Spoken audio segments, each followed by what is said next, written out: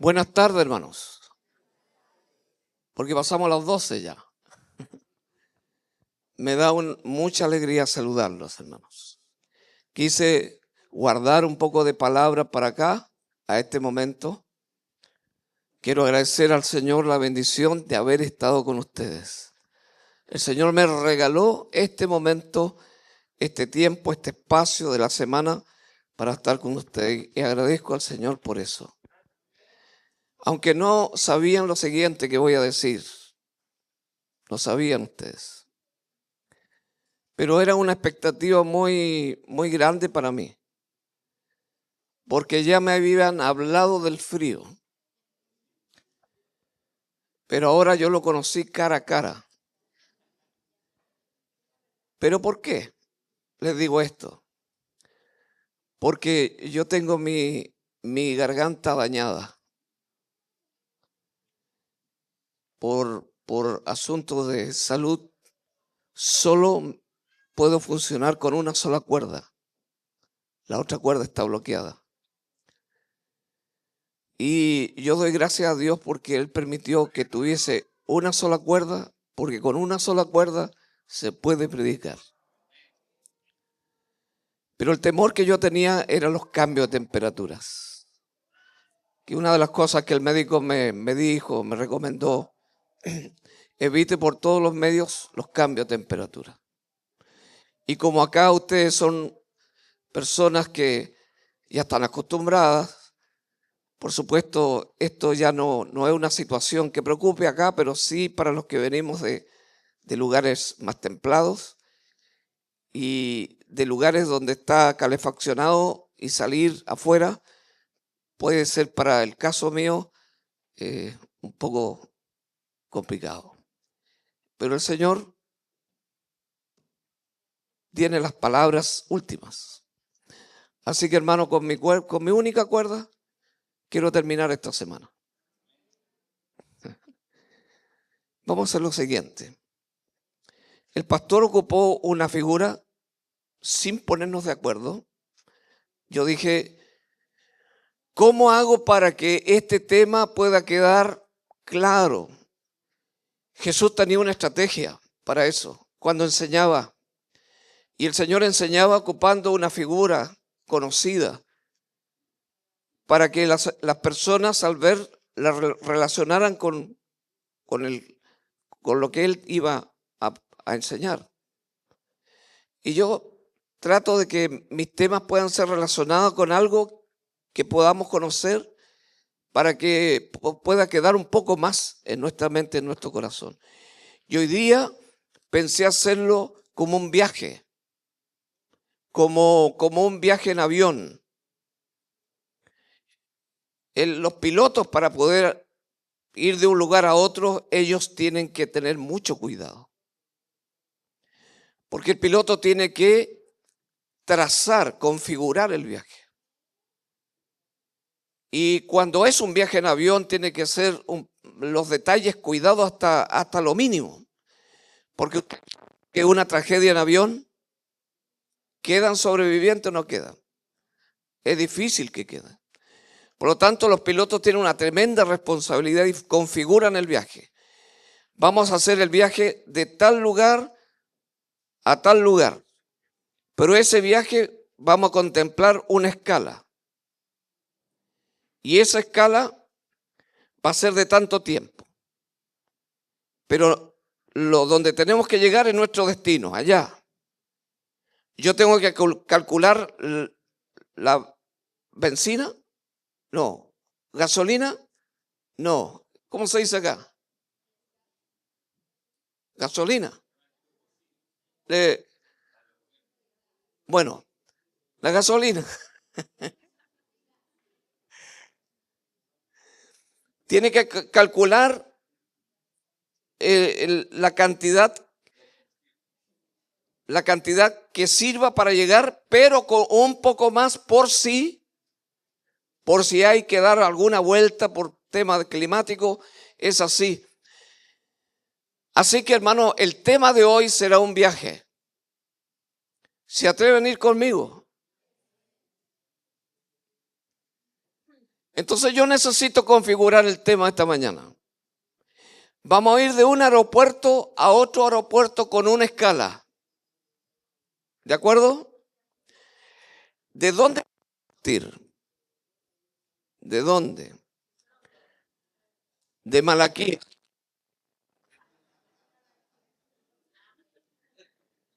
Ese será nuestro aeropuerto de inicio.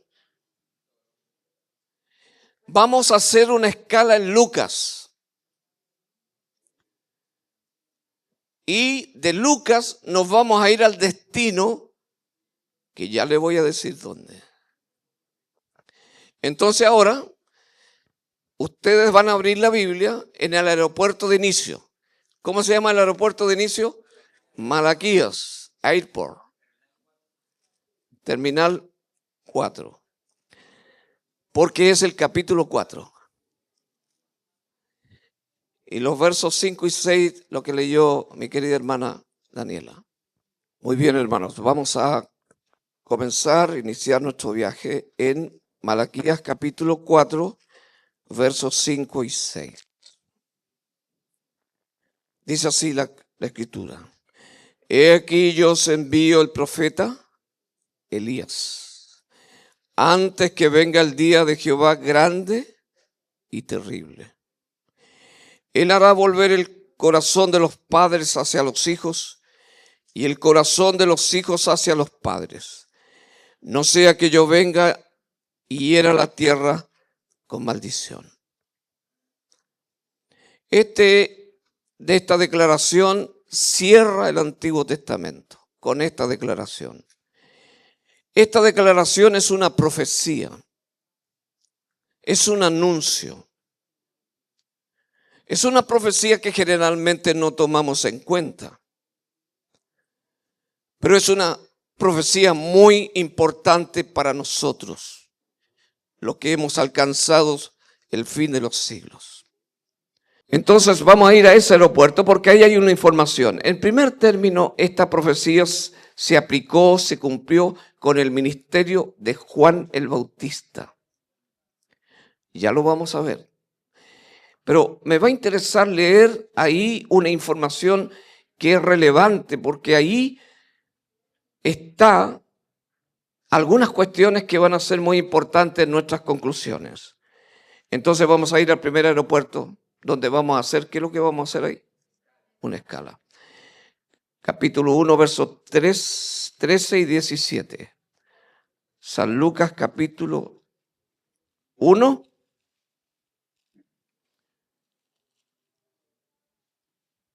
Verso 13 al 17. ¿Sabe otra cosa que yo quisiera hacer notar, hermanos? Es cómo el Antiguo Testamento llega a tener un punto de unión con el Nuevo Testamento. Porque deben saber de ustedes que desde el Antiguo Testamento al Nuevo Testamento hay 400 años. En 400 años no hubo revelación escrita. ¿Cómo es que hay un punto de unión entre esa cantidad de tiempo? Eso solamente el Señor lo hace.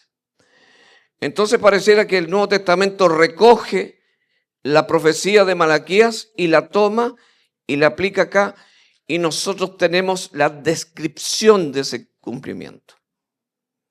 Capítulo 1, verso 13 al 17, que dice: pero el ángel le dijo: Zacarías, no temas, porque tu oración ha sido oída y tu mujer Elizabeth te dará a luz un hijo y llamará su nombre Juan.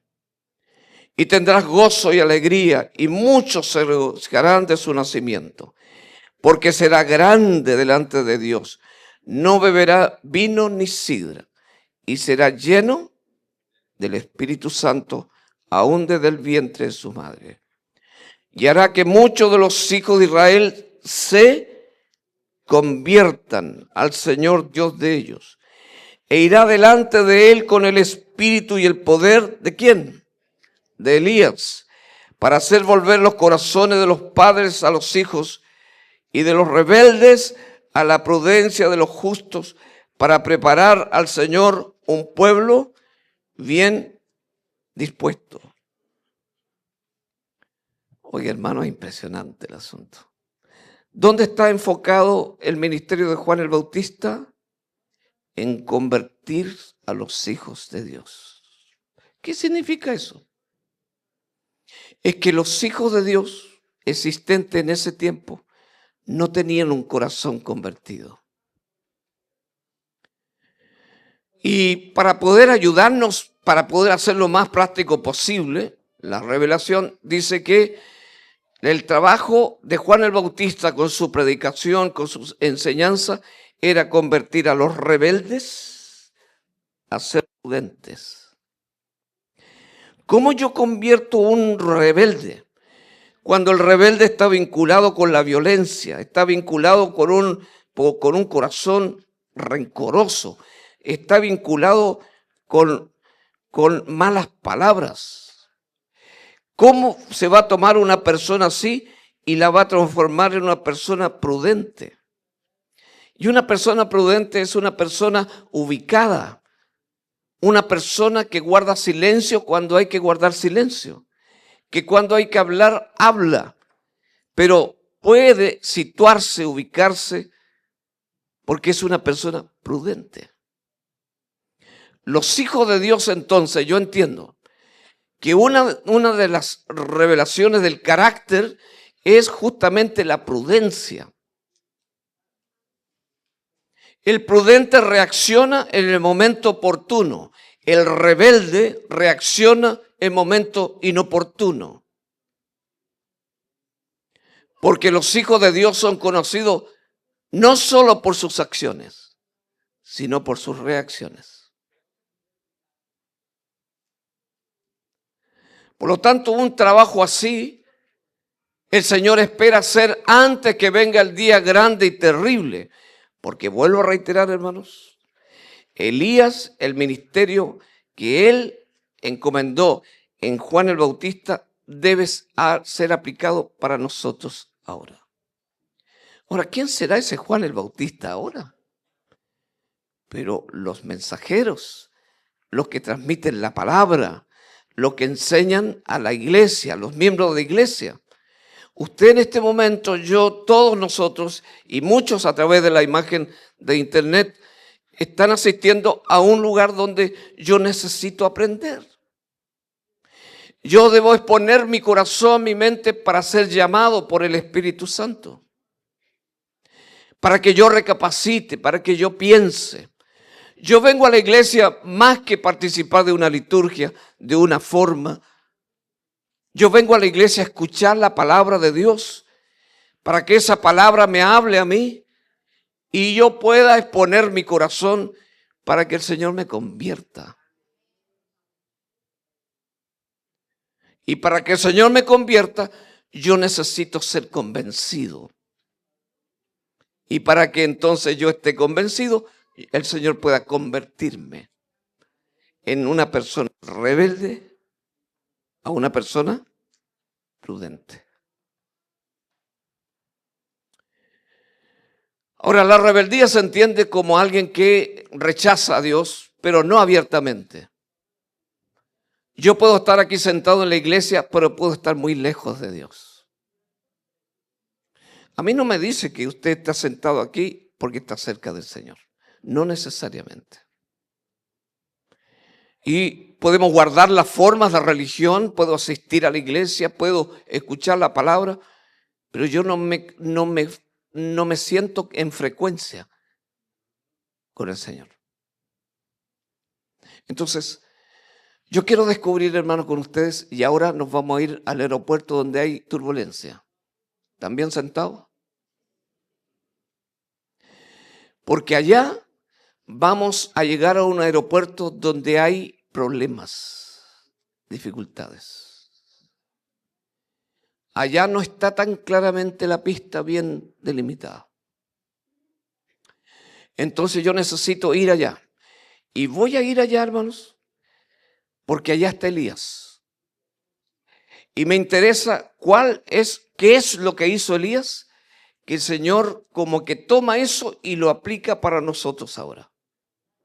Wow. ¿Quieren ir o no quieren ir? Ya pues si sacaron ya el pasaje, así que ¿qué vamos a tener que ir? Entonces vamos a ir a lo siguiente, hermano, al registro, al aeropuerto de llegada. Primera de Reyes, capítulo 18. Primera de Reyes, capítulo 18. Mientras ustedes buscan, les voy a contar un poco el contexto, hermanos. El contexto. El pueblo de Dios, en ese momento, cuando Elías aparece, o sea, o se presenta, es un pueblo muy desajustado. Muy desajustado. Ustedes saben que Dios tiene un plan a seguir y nosotros lo conocemos. Están sus principios, está su doctrina, están sus enseñanzas y esas enseñanzas llegan a ser usadas como una especie de camino para que yo pueda transitar en ellos. Pero las familias del pueblo en aquel entonces, los padres, todos los que conformaban el pueblo de Dios, estaban fuera del camino, fuera. ¿En qué momento se desviaron? ¿En qué momento cambiaron? ¿En qué momento se encontraron otras formas? Fue en forma muy sutil. Por ejemplo, se dice que cuando nació Elías, los padres colocaron a su hijo Elías como una reacción frente a una costumbre que ya se estaba instalando ya hacía un buen tiempo. ¿Qué costumbre?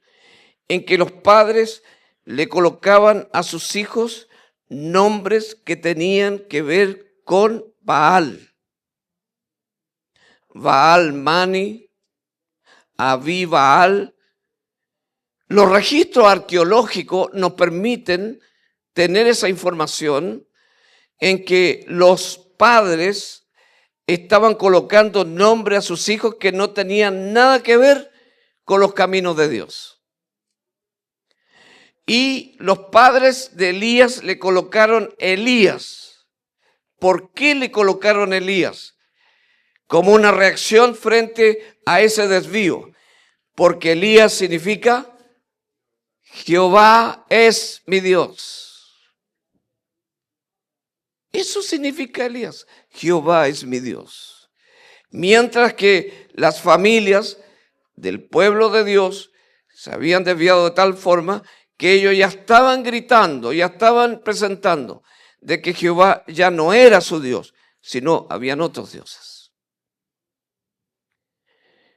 Y el Señor tiene mucho cariño por todos nosotros.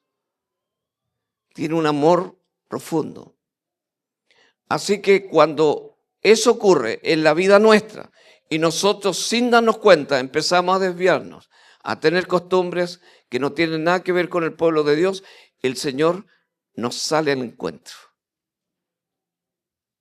Nos sorprende.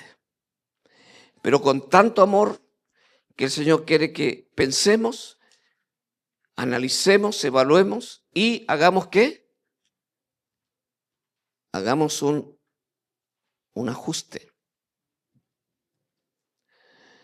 Entonces, ahora, hermanos, abrochen los cinturones, porque vamos a entrar a ver qué es lo que pasó.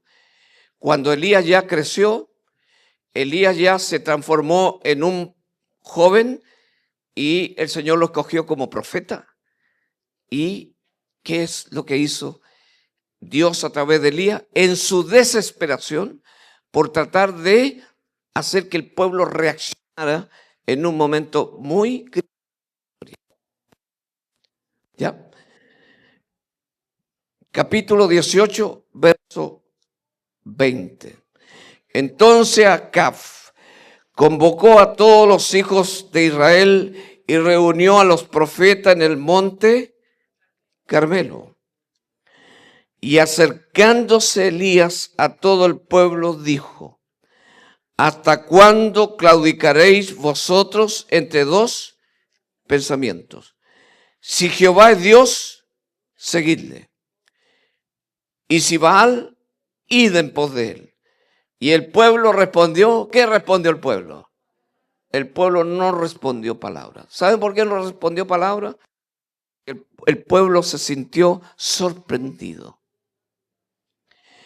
Lo que me llama la atención es la fe de Elías.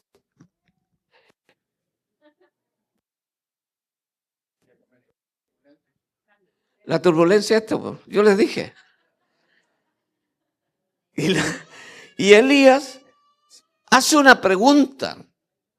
¿Pero qué pregunta? ¿Hasta cuándo claudicaréis vosotros entre dos pensamientos? ¿Qué significa eso? En que el pueblo, los hijos de Dios, las familias de Dios, tenían una mente dividida.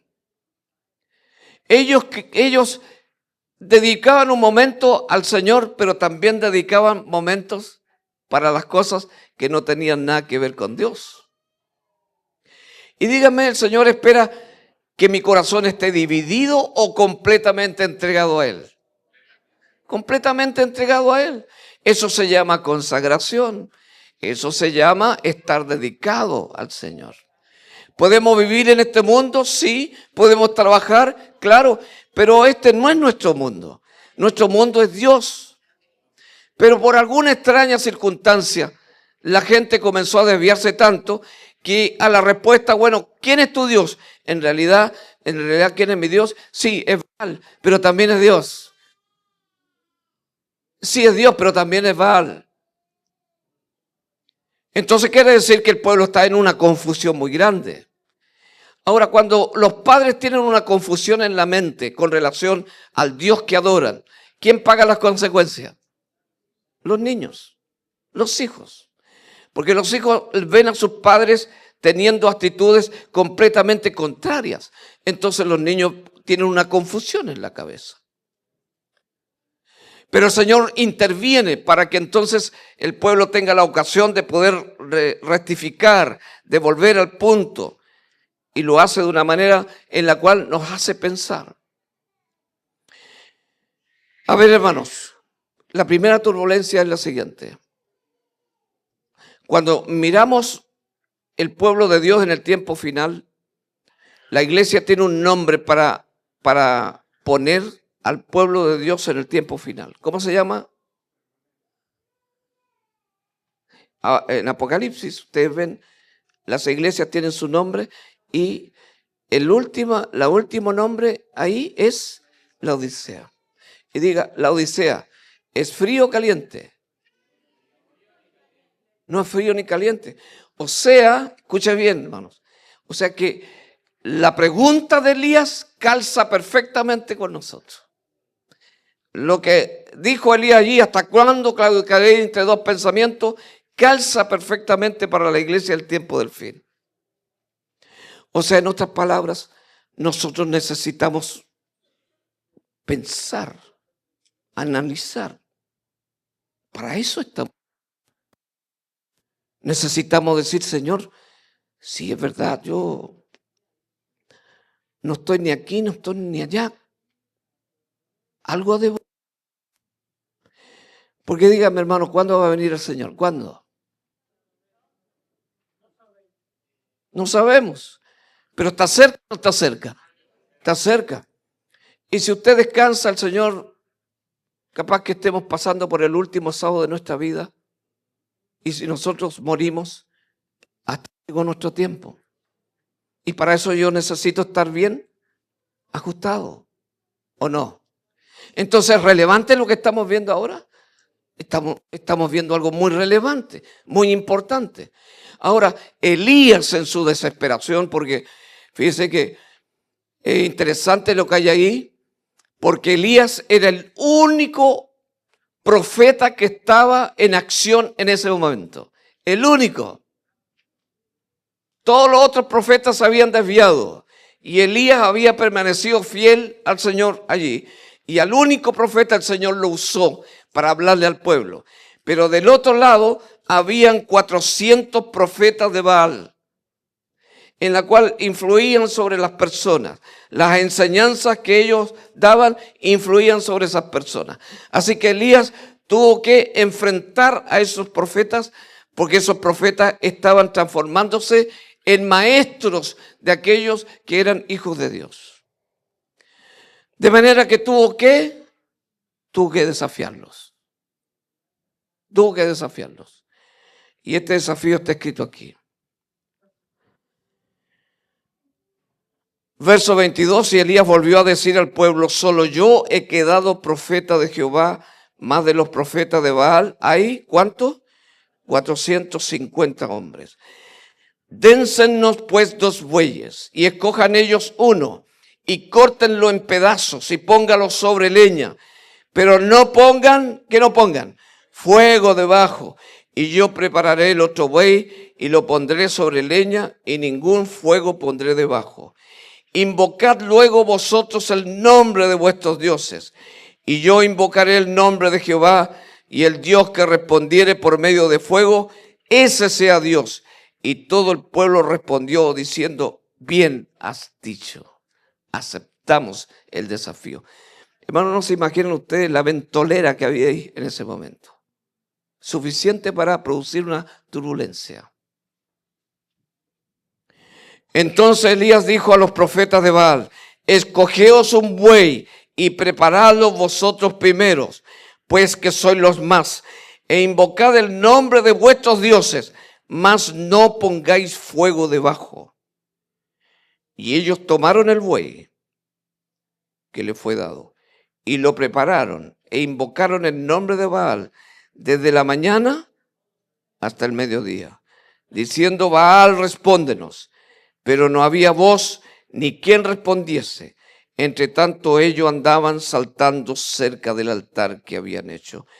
Y aconteció al mediodía que Elías se burlaba de ellos, diciendo, gritad en alta voz, porque Dios es. Quizás esté meditando, o tiene algún trabajo, o va de camino, tal vez duerme, y hay que despertarle.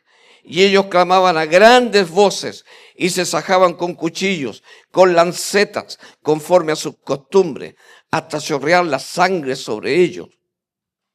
Es una cuestión impresionante. Hermano, aquí yo me detengo para decir lo siguiente. El conflicto final tiene que ver con adoración. Está claramente expuesto en las profecías finales sobre adoración. Nos dice el capítulo 13 de Apocalipsis, dice, si alguno adora a la bestia, es su imagen. Entonces el conflicto final será adoración. Por eso que Elías dice, aquí yo voy a desafiar en cuanto a la adoración. Y hermanos, hay adoraciones, hay iglesias que les gusta adorar y que si usted no grita, no salta, no hace algo externo, entonces no tiene el espíritu. ¿Han escuchado o no? El otro día alguien me dijo, oye, ustedes son los adventistas. Oye, ustedes que son... Fue una reunión adventista y qué fome son ustedes. Yo le dije, ¿cuál es el problema? ¿Por qué ustedes no saltan, no gritan, no hablan en lengua? ¿Tenía razón o no tenía razón ese hombre? ¿Somos fome o no? Alguien gritó, amén. Pero nosotros, nuestros cultos es para rendir homenaje ¿a quién? A Dios, no a nosotros mismos. Entonces, aquí nosotros tenemos un escenario dramático y desafiante. Pero noten ustedes que Elías desafió a esos hombres para que Dios contestara con fuego. Y ellos saltando, cortándose, tratando de hacer impresionar al resto. No hubo fuego. No hubo fuego. Y ahora le toca a Elías. Y mira lo que dice Elías. Hermanos, atención. Y aconteció al mediodía que Elías se burlaba de ellos, diciendo, gritad en alta voz, porque Dios quizás esté meditando, tiene algún trabajo o va de camino, tal vez duerme y hay que despertarles. Y ellos clamaban a grandes voces, se sacaban con cuchillos. Y el verso 29 dice, pasó el mediodía y ellos siguieron gritando frenéticamente hasta la hora de ofrecerse el sacrificio. Pero no hubo ninguna voz, ni quien respondiese, ni escuchase. El verso 30, entonces Elías dijo a todo el pueblo, acercaos a mí, y todo el pueblo se le acercó. A ver, hermano, vamos a hacer aquí, diría la ilustración. Si todo el pueblo estaba ya esparcido, y Elías, después de cuando él le tocó el momento para hacerlo, es impresionante. ¿Qué? Turbulencia.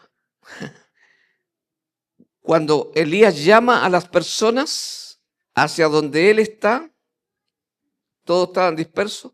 Cuando se acerca, ellos se acercan a un punto, Pero cuando las personas se acercan, ¿qué pasa entre una y otra? ¿Qué pasa con una y otra? Se va acercando, se van acercando, se van acercando. Este es un principio muy importante. Porque nosotros no podemos estar separados en este último tiempo. Tenemos que acercarnos unos a otros. Ese es interesante, esa observación. Y él arregló el altar de Jehová. ¿Cómo estaba el altar de Jehová? Arruinado. ¿Qué significa arruinado? Olvidado, dejado. Ahí está el tema. Ahí está el tema, hermanos. ¿Qué es lo que es el altar? El altar es el taller.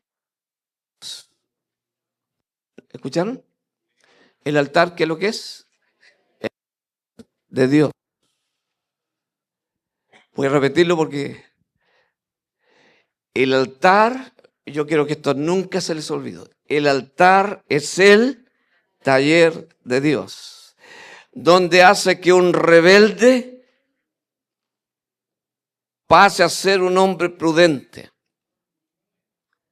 Cuando alguien es violento, pues pasa en el taller de Dios para ser un hombre pacífico. El Señor coloca el altar para que allí en el altar yo necesita ser trabajado. Y si el altar está arruinado, ¿qué significa eso? Que no hay sacrificio, no hay ofrenda, no hay un corazón disponible para ser transformado. ¿Qué hizo Elías entonces? Arregló el altar. ¿Y cómo lo hizo? Tomando Elías 12 piedras conforme al número de las tribus de los hijos de Jacob, al cual había sido dada palabra de Jehová, diciendo, Israel será tu nombre. Edificó con las piedras un altar en el nombre de Jehová. Después hizo una zanja alrededor del altar en que cupieran 2 medidas de grano. Preparó luego la leña, cortó el buey en pedazos, como era la costumbre en aquel entonces, y lo puso sobre la leña. Dijo, llenad 4 cántaros de agua y derramadla sobre el holocausto y sobre la leña. Y dijo, hacerlo otra vez, y otra vez lo hicieron. Y dijo, aún hacerlo la tercera vez, y lo hicieron la tercera vez. De manera que el agua corría alrededor del altar, y también se había llenado de agua la zanja. Y cuando llegó la hora de ofrecerse el holocausto, se acercó el profeta Elías y dijo,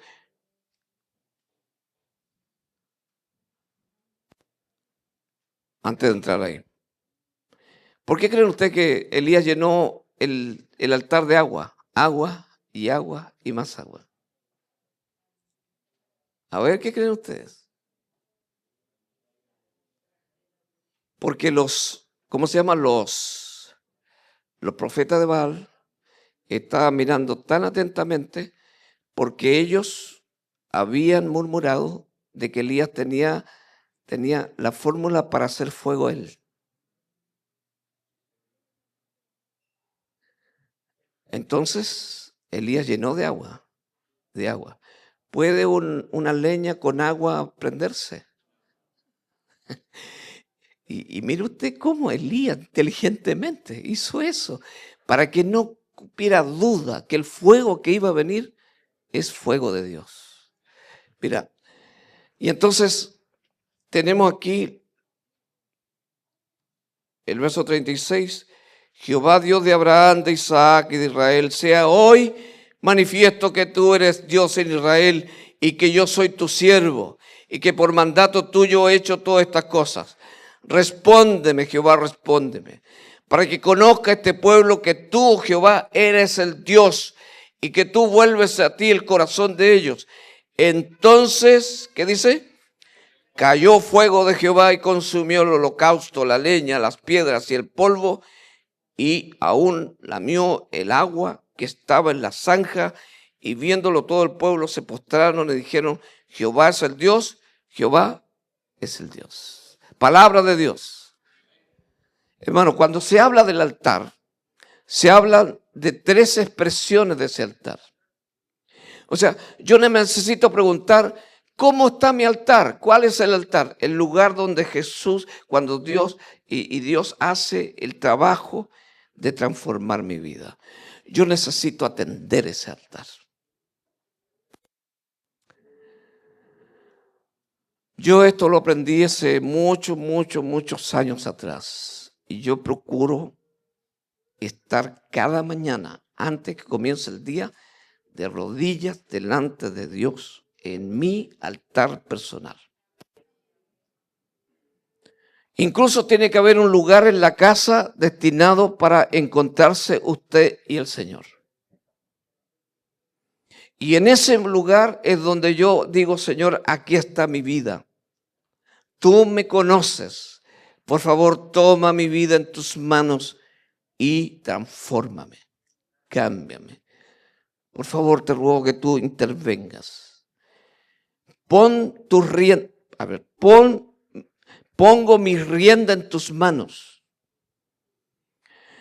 Tú sabes con quién me voy a encontrar, con qué voy a hablar, con qué persona me voy a encontrar. Por favor, tú maneja mi lengua, mi boca. Oiga, si usted hace eso en el altar de Dios, Dios va a tomar su vida y la va a ir moldeando, trabajando. Lo va a poner enfrente de personas rebeldes que humillan, que ofenden con mucha facilidad. Y usted va a tener el control en las manos de Dios y Dios va a tomar las riendas. Porque cuando alguien me ofende, instantáneamente aparece en mi corazón el deseo de responderle y herir a esa persona. Pero el Señor tiene las riendas y me maneja. ¿Qué vas a decir?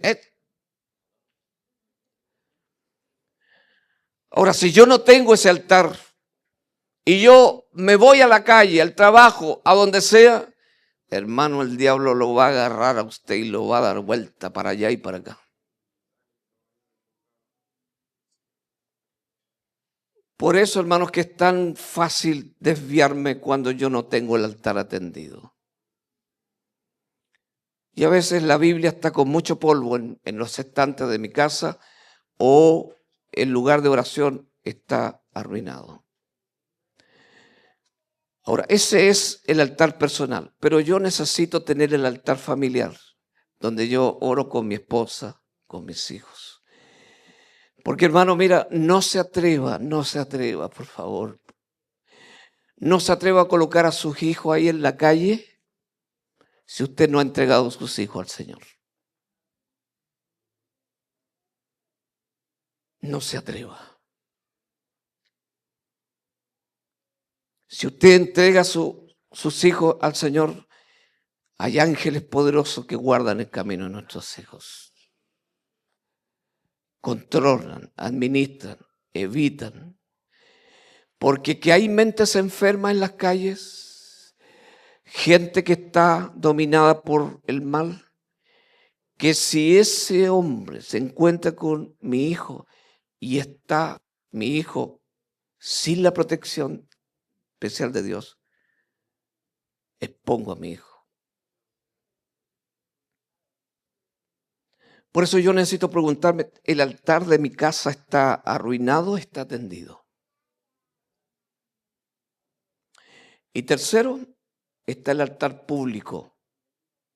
Es el altar de la iglesia, a donde yo vengo para rendir homenaje al Señor en unión con mis hermanos.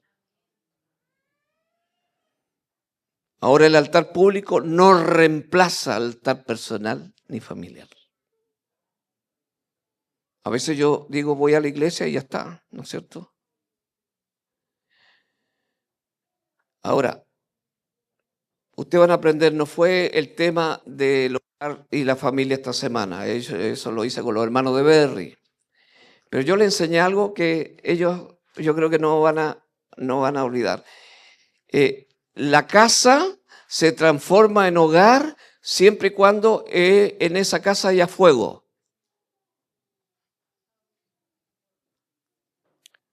Pero el fuego de Dios. Porque cuando una casa tiene el fuego de Dios, esa casa se transforma en hogar. Porque la palabra hogar viene de hoguera,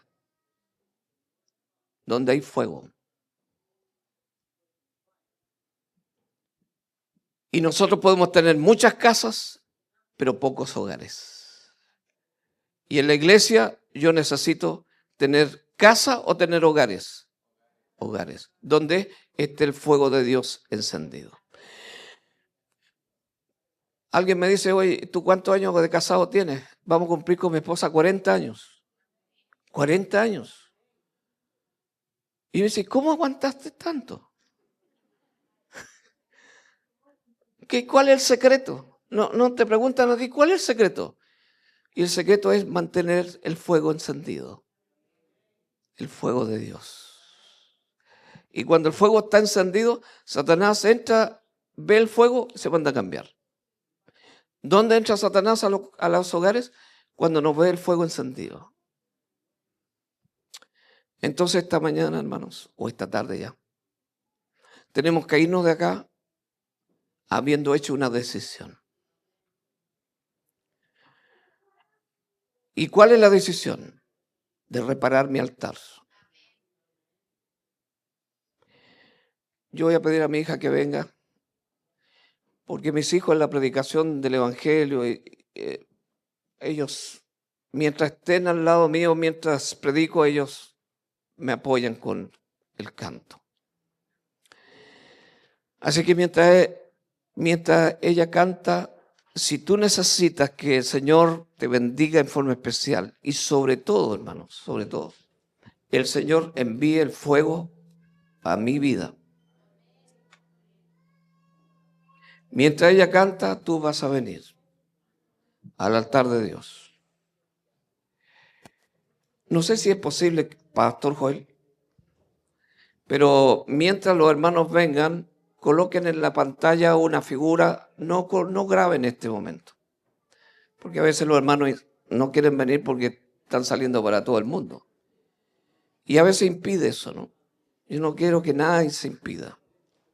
No tengas temor de venir al altar de Dios, porque ese es el llamado, la decisión de poder decir, Señor, por favor, ayúdeme a arreglar el altar y tú manda el fuego que solamente tú puedes dar. ¿De acuerdo? Así que...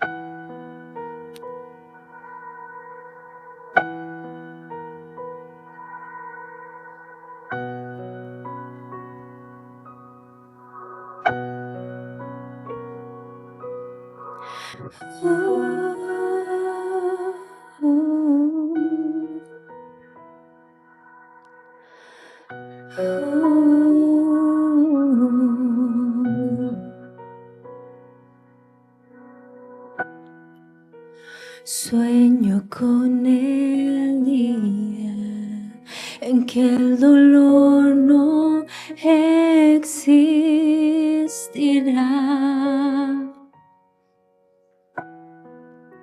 Sueño con el día en que las flores no se marchitarán.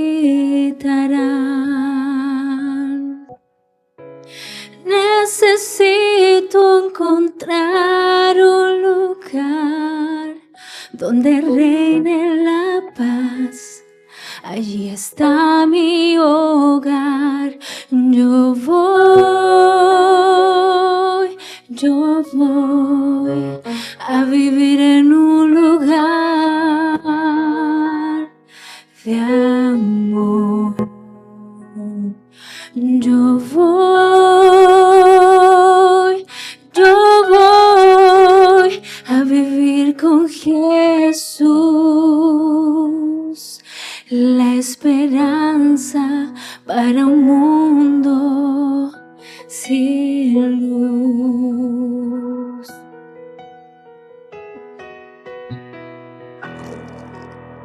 Ver a mis amados que descansan en el Señor. Oh, y abrazar a Cristo, mi Maestro y Salvador.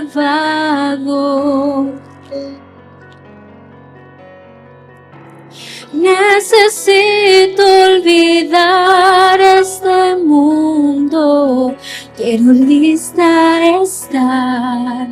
Este no es mi lugar. Yo voy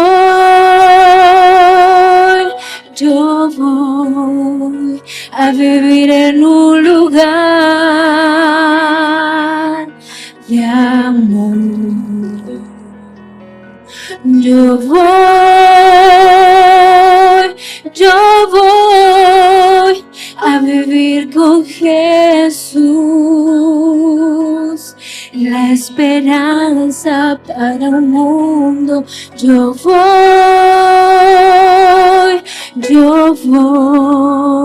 a vivir en un lugar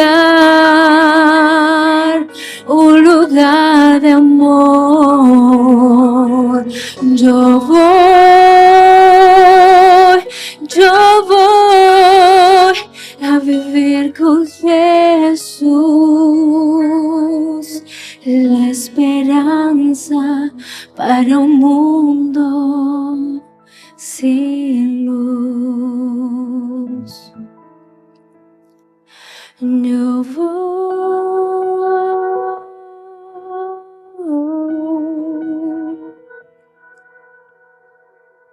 Señor, muchas gracias, porque tu infinito amor tú nos concedes tiempo, oportunidades. Señor, tú estás llamando a tus hijos. Y Señor, a través de la Escritura, a través de esta historia que está presente aquí, tu Señor nos muestra qué importante es tener el altar, tu altar atendido. Si al mirar cómo está nuestro altar, está descuidado, está arruinado, Señor, perdónanos. Pero ayúdanos, Señor, a organizarnos, no solamente como personas, sino como familia, para que podamos orar más y orar más juntos. Nosotros como personas poder colocar nuestra vida en las manos, en únicas manos que puede transformar todo. Por eso, Señor, ante este tiempo tan difícil que nos toca vivir, momentos finales de la historia humana, nosotros hagamos decisiones que nos permitan estar siempre listos, con nuestro altar atendido. Señor, reenvía el fuego de tu Espíritu sobre cada uno de nosotros y también sobre cada una de nuestras familias. En tus manos nos entregamos esta mañana. En el nombre de Jesús. Amén. Y la iglesia dice, amén. Que Dios los bendiga, hermanos.